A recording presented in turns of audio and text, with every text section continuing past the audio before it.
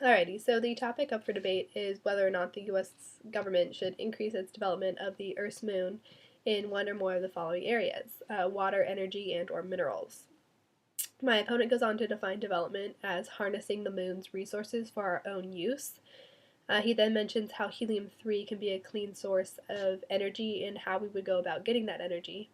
My opponent does not, however, state how we would use helium-3 for our own use, like he defines earlier.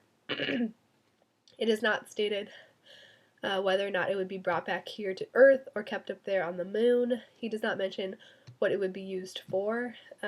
His definition of development was defined but not supported with the topic of helium-3.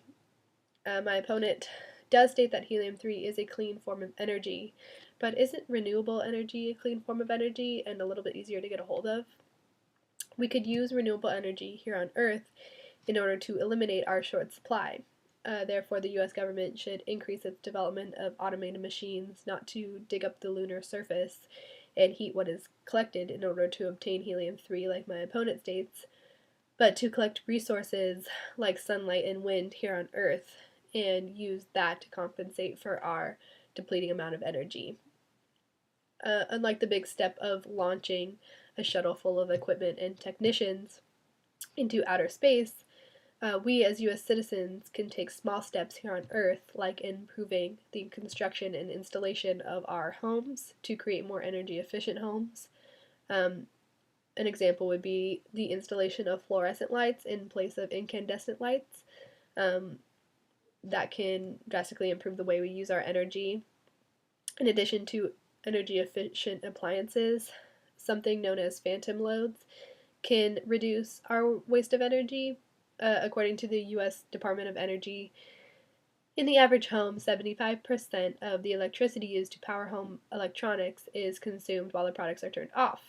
A report from the University of California, Berkeley says that phantom loads account for about 6% of all national residential electricity consumption.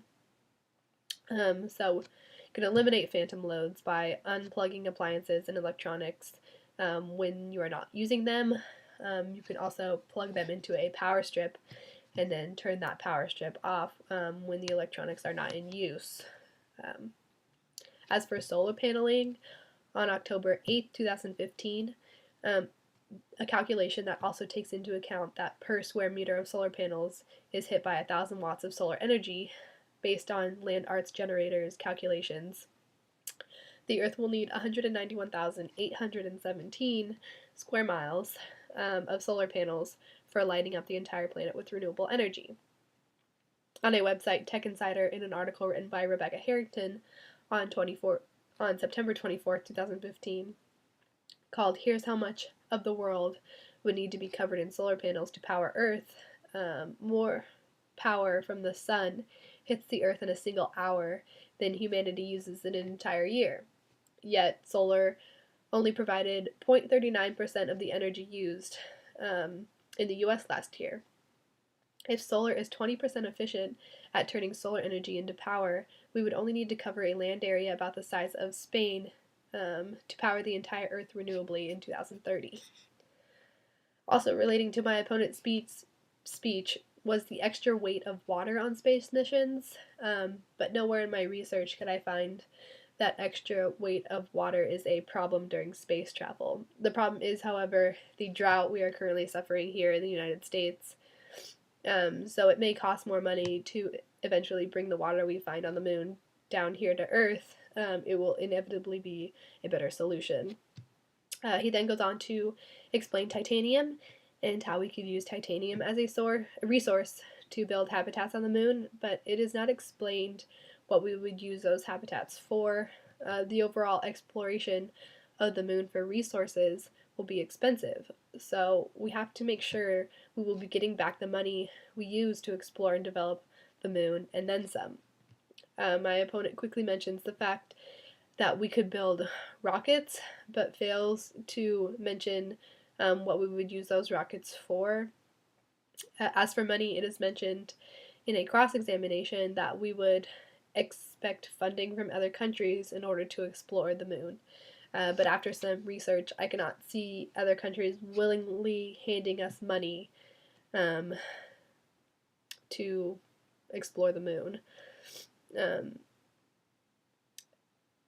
Russia and China both actually have mentioned developing the moon as well, to their benefit. So I think it's just a matter of who gets up there first. On May 31st in 2008, Glenn Harlan Reynolds, in an article titled Who Owns the Moon? The Case for Lunar Property Rights in Maritime Salvage Law, which also deals with property rights beyond national territory, actually being there is key. So those who reach a wreck first and secure the property are generally entitled to a percentage of what they recover. There's even some case law allowing that presence to be robotic rather than human. So we would need to basically fund ourselves and be the first country to start developing the moon. But with our national debt, will that really even allow it? The U.S. debt was estimated to be $16.3 trillion in the third quarter of 2012. Not on my opponent's speech directly, but also stated in the cross-examination, was that fusion reactors were a piece of technology that exists, or is only a few years away from existing. But according to the Helium-3 Incantation by Dwayne Day on September 28, 2015, simply put, fusion reactors using helium-3 are a development that may be decades, even centuries away, with no clear roadmap to development or extensive funding stream to make it happen. So, in conclusion, my opponent's speech was to help missions by simplifying them and decreasing the stress by taking away extra weight during space travel, but I do not see any improvement of the U.S. in his speech, and I find that to be more important than space travel currently. I mean, especially if you look at our depleting energy and water here on Earth, one should want to instead find solutions for that as opposed to extending our space exploration.